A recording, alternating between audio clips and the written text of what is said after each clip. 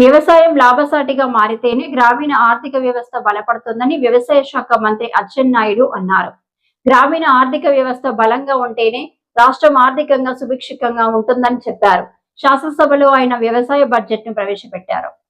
వ్యవస్థల వంటి ఆధునిక సాంకేతికల ద్వారా వ్యవసాయాన్ని లాభసాయకంగా మార్చడానికి, అధిక ఆదాయ రంగంగా తీర్చిదిద్దేందుకు గౌరవ ముఖ్యమంత్రి గారు దిశానిర్దేశం చేస్తున్నారు. ఆహారపు అలవాట్లలో వచ్చిన మార్పుల ఆధారంగా డిమాండ్ ఆధారిత పంటలను రైతులు సాగు చేసేలా తగు చర్యలు తీసుకోవాలని ఆదేశించారు. ఒకప్పుడు ప్రజలకి 3 పూట్ల తిండి దొరికితే చాలు ఆ ప్రభుత్వాలు అత్యంత ప్రభావవంతమైనటువంటి ప్రభుత్వాలుగా భావించబడేవి. కానీ నేడు అంతకు మించి మన విజనరీ సీఎం గారు పురుగు మందులు, ఎరువుల అవశేషాలు లేని అధిక పోషక విలువలు కలిగిన పంటలను సాగు చేసి ప్రధాన లక్ష్యంతో వ్యవసాయ రంగాన్ని నడిపించడం జరుగుతుంది. అందుకు ప్రకృతి వ్యవసాయం, డిజిటల్ పద్ధతులు పాటించడం, సాంప్రదాయ పంటల నుంచి అధిక ఆదాయం చేకూర్చే పంటల సాగు వైపు పంటలను మార్పిడి ప్రోత్సహించడం, పండిన పంటలకు గిట్టుబాటు ధర కల్పించడం, పంట కోత అనంతర నష్టాలను తగ్గించడం, తద్వారా అధిక విలువలు జోడించడం ఈ ప్రభుత్వం యొక్క ప్రాధాన్యతలుగా స్వీకరించాం. రైతు కన్నీరు దేశానికి అవమానమని దాశరథి గారు చేతికి వచ్చే పంటను కాపాడుకోవడానికి చినుకు కోసం రైతు ఆకాశం వైపు ఆశగా చూసే దౌర్భాగ్యం పోవాలి. వ్యవసాయం ఋతుపవనాలతో జోదమనే నాడును పోవాలి. అందుకు మా విజనరీ సీఎం గారు ముందు చూపుతో అటు స్థిరమైన సాగునీటి సౌకర్యాల కల్పనకు మరియు బిందు సేద్యంపై ప్రత్యేక దృష్టి సారించారు.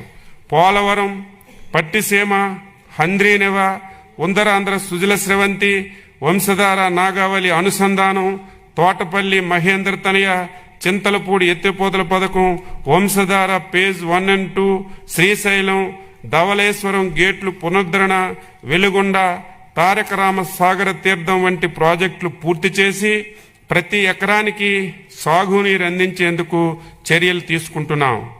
ఆంధ్రప్రదేశ్ రాష్ట్రం జిఎస్డిపి 17,62,350 కోట్ల రూపాయలు 2025-26 మొదటి ముందస్తు అంచనా ప్రస్తుత ధరలో నమోదు కాగా, వ్యవసాయ రంగం వాటా 33.2%తో 5,39,454 కోట్ల రూపాయలు అందించింది.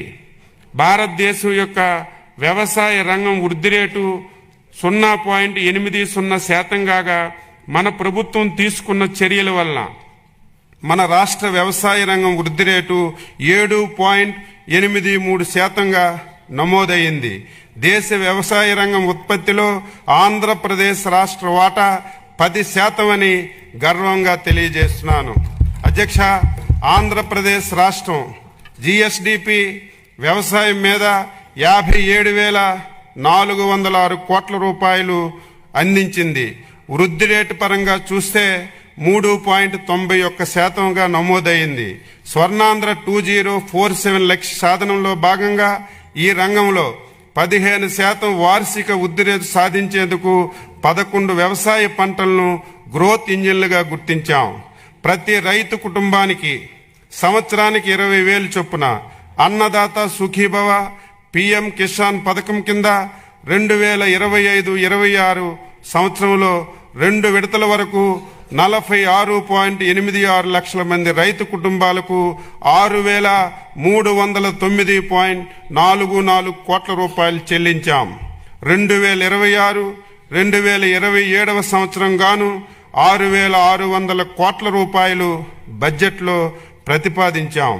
ధాన్యం సేకరణకు సంబంధించి పాత బకాయిలు 1,674.47 కోట్ల రూపాయలు చెల్లించి రైతులకు ఆదుకున్నాం. గత ప్రభుత్వం రైతుకి ఉన్న చేదు అనుభవాలను తొలగించి 2025-26 సీజన్లో 51 లక్షల టన్నుల ధాన్యం సేకరణ లక్ష్యంతో పనిచేశాం. 11/2/2026 నాటికి 10,571 కోట్ల రూపాయలు 7,31,957 మంది రైతుల ఖాతాల్లో జమ చేశాం. అందులో 55% డబ్బులు 8 గంటల లోపే వేశాం. 38% డబ్బులు 8 నుంచి 24 గంటల్లో జమ చేశాం. రైతన్న మీకోసం కార్యక్రమంలో రైతుకి ఆదాయం పెంచేలా రైతు సేవా కేంద్రం స్థాయిలో ప్రస్తుతం రబీ, రాబోయే ఖరీఫ్, రబీ 3 సీజన్లకు పంట ప్రణాళికను తయారు చేసి అమలు చేయడం జరుగుతుంది. కృష్ణా గోదావరి డెల్టాలో ఖరీఫ్ సాగు కాలానికి ముందుగా తీసుకురావడానికి ప్రయత్నిస్తున్నాం. దీనికి రైతులు సహకారం అవసరం. తద్వారా కోత కాలంలో పంటలు తుఫాను బారి నుంచి రక్షించబడతాయి. భూసారాన్ని అంచనా వేయడానికి 6 లక్షల భూసార పరీక్ష పత్రాలను పంపిణీ చేశాం. 1,250 మెట్రిక్ టన్నులు సూక్ష్మ పోషకాలను ఉచితంగా సరఫరా చేశాం. పొలం పిలుస్తుంది కార్యక్రమం ద్వారా 18 లక్షల మంది రైతులకు విస్తరణ సేవలు అందించాం. ఇప్పటి వరకు 310 కోట్ల రూపాయలు పెట్టుబడి రాయితీ కింద రైతులకు చెల్లించాం. వ్యవసాయ యాంత్రీకరణలో భాగంగా 50% రాయితీతో 136.62 కోట్ల రూపాయలు విలువైన వ్యవసాయ యంత్రాలను సరఫరా చేస్తున్నాం. 80% రాయితీతో 90.4 కోట్ల రూపాయలతో 1,130 కిసాన్ డ్రోన్ కేంద్రాలను ఏర్పాటు చేస్తున్నాం. ఏపీఏఐ ఎంఎస్ 2.0 యాప్ ద్వారా వ్యవసాయ యంత్ర పరికరాలను అద్దె ప్రాతిపదికన రైతులే స్వయంగా పొందే అవకాశం కల్పించాం. 2026-27 బడ్జెట్లో వ్యవసాయ యాంత్రీకరణకు 139.65 కోట్ల రూపాయలు ప్రతిపాదించాం. గత సంవత్సరం 182 కోట్ల రూపాయల రాయితీతో నాణ్యమైనటువంటి విత్తనాలు పంపిణీ చేశాం. 2026-27 సంవత్సరంలో విత్తన రాయితీకి 240 కోట్ల రూపాయలు ప్రతిపాదించాం. 2025-26లో 37.53 లక్షల మెట్రిక్ టన్నులు